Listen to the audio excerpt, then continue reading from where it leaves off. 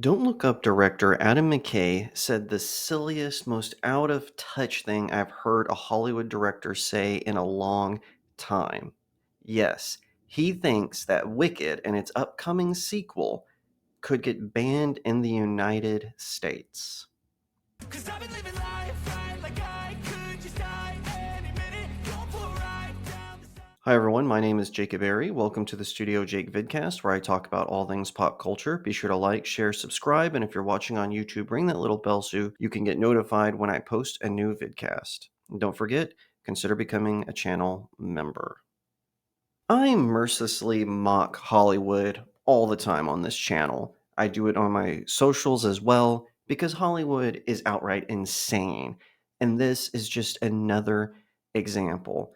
Adam McKay, who had some success early on by making raunchy comedies and historically inaccurate biopics, has come out and said the most out of touch elitist thing I have ever heard from a Hollywood director probably in a long time. I mean, people say things all the time that are out of touch and stupid, but this isn't just stupid, it's silly. He genuinely believes that because of the incoming presidential administration and because of sort of the tonal shift of just general audiences, that Wicked will be banned from the United States cinemas and possibly its sequel, because remember they're doing it in two parts, even though the play is only you know, one play, but whatever. I digress on that.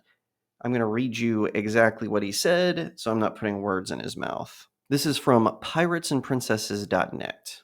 Director Adam McKay, the guy behind politically charged films like Don't Look Up, just dropped a hot take that's got people talking. According to McKay, the upcoming Wicked movie could be banned in the US within 3 to 5 years, thanks to what he sees as an increasingly conservative political shift. And yep, this statement is kicking off a bigger debate about censorship, artistic freedom, and how politics and entertainment are colliding harder than ever. In a recent interview, McKay did not hold back. What's really striking about Wicked is that it's coming out now when America has never been more right wing and propagandized. I wouldn't be surprised if Wicked is banned in 3 to 5 years if America keeps going on the track it is.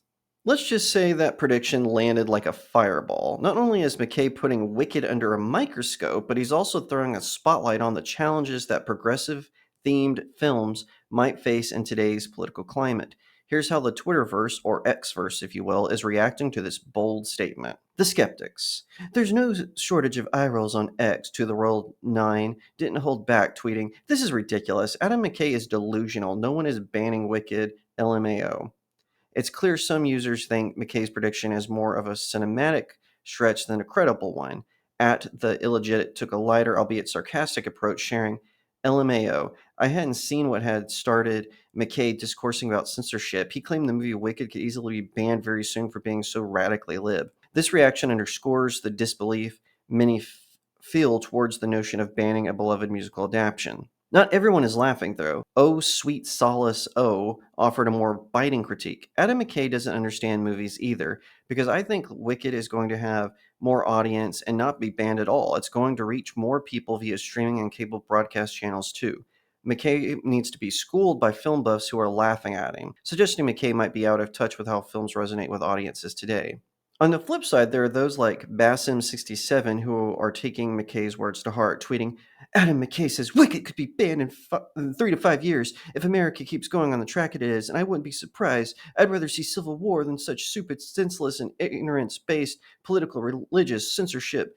BS fascists." This user voices a worry about the creeping influence of politics on art, hinting at a broader conversation about freedom of expression. The reactions on X paint a vivid picture of the cultural zeitgeist, reflecting a society divided not just on politics, but on how art should intersect with it. While Wicked hasn't even premiered yet, the discourse it's already generating suggests that its release will be such a cultural event as it is a cinematic one. Whether McKay's prediction holds any water or not, one thing is for sure, it's got everyone talking.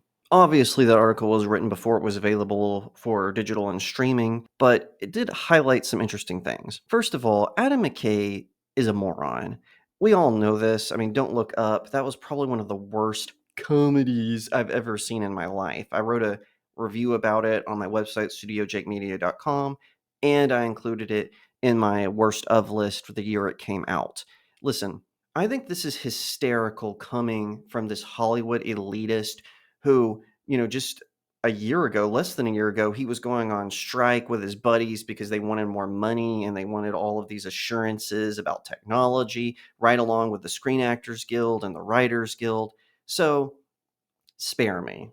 Not to mention, no one in the Hollywood elite has anything to say about censorship. Where was Adam McKay when James Wood, Nick Searcy, Stacey Dash, and Matthew Marsden, plus so many others, were getting blacklisted just because they voted a different way than him and his ilk? Where was he when Gina Carano was fired? Where was he when Mindy Robinson stopped getting cast, when Rob Schneider stopped getting cast? Where was he when Norm Macdonald was being smeared up until his death over a few jokes he told about J6? Where was Adam McKay? He didn't once have the backbone, nor even the gall, certainly not the courage, to stand up for them. So he needs to shut up about censorship. Don't talk to me about censorship, Mr. Hollywood millionaire. I don't want to hear it. All of these guys who are whining, saying, hey, when a conservative movement is going to come into office, things are going to be censored. Remember when President George W. Bush was president? And listen, I have a lot of criticisms about the Bush administration I'm happy to get into. But when you look at the movies that were coming out during that simple 8-year period that even bled a little bit into the Obama administration, where they were bashing Christians and conservatives, where they were making the military look like thugs. And granted, no one is perfect. Certainly not every soldier has been honorable in combat or otherwise. That's totally true. But spare me the lecturing. When Adam McKay was producing raunchy comedies that got out with no problem, some of them even made money. He was doing historically inaccurate biopics or stuff about events in the United States, all wrong, all historically so bad that people were even calling them fan fiction. I mean, I don't want to hear it from this guy. Not a single one of his movies was censored. The only one people can really point to is The Hunt, which was a Blumhouse feature. It was a dark comedy about a bunch of liberals who were hunting conservatives somewhere in Europe. That was actually a pretty funny and good movie, and it criticized both sides of the aisle. It wasn't a bad film, but people overreacted to the trailer and some of the script information that came out. But I'm actually glad it came out the year it did instead of the year it was supposed to, because I still think it would have been a little divisive. However, it's hilarious. And when people watched it in hindsight, a lot of people said, okay, I was wrong about this movie. I didn't think it should have been censored or put on rest or anything at all when it first came out at all.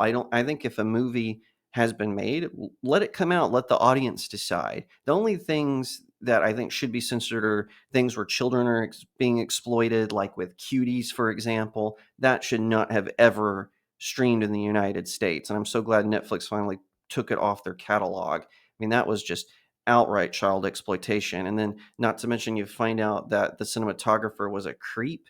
Oh my gosh, just horrible, awful stuff surrounding that movie and how they filmed all these children doing these very, I'll just say, exploitive dances. Where did all that footage go? Probably somewhere on the dark web. Let me just tell you that. Whatever the case may be, Adam McKay needs to shut up. Wicked has already premiered. It was already a huge hit in theaters. And so no one is going to say, oh, yeah, a government official wants to ban this film. Let's do it. No one is going to vote for it, especially after it was such a success. And I have a feeling on digital and streaming, it's going to be an even bigger deal. And with the goodwill from the first film, I have a feeling part two is going to do well also. Who knows? I could be wrong about that. But, I kind of avoided talking about Wicked, even though it was sort of fodder because it seemed like every day there was some sort of thing. So Ariana Grande seduces one of the filmmakers and he cheats on his wife with her. Both of them are scumbags. And then you have all the drama behind the scenes with clashes with some of the production companies, and then you have the whole Cynthia Erivo, who plays the Wicked Witch of the West, her criticizing and attacking a fan who just made some fan art to make the movie poster look more like the original play cover. Not to mention people reading the book and finding the book is not great. It's not good. In fact, it's trash compared to the stage play. Now, I've never read the book and I've never seen the play, and I have no plans to. I don't even plan on seeing the movie, just not my jam. Maybe I will eventually, just not into it right now.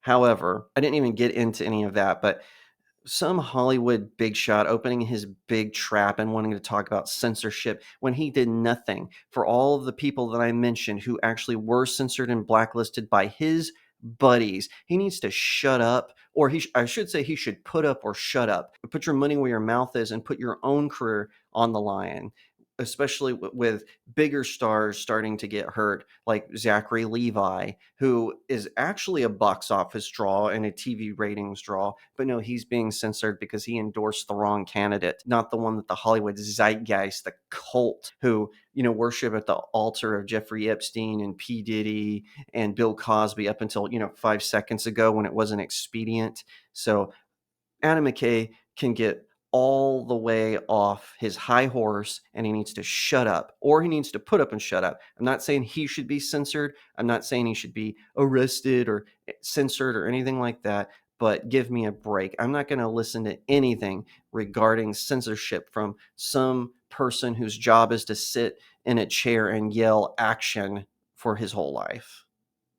If you like that video, be sure to give it a like, share it out to all your friends, leave me a comment and tell me what you think, and subscribe. If you're watching on YouTube, ring that little bell to get notifications when I post a new vidcast, and consider becoming a channel member. Head on over to my website, StudioJakeMedia.com. It's free, and as of right now, there are no ads. You just sign up through the WordPress app or with your email, and you get more reviews, commentary, pop culture takes. So check it out. I publish something every day there. If you want to support me in the work I do, head on over to my locals community. The link is in the description of the video. You can sign up for a monthly subscription, or you can send me tips based on the articles that I write there. I would really appreciate it if you did that, because I also post my short stories and some exclusive articles there that are just for my locals community.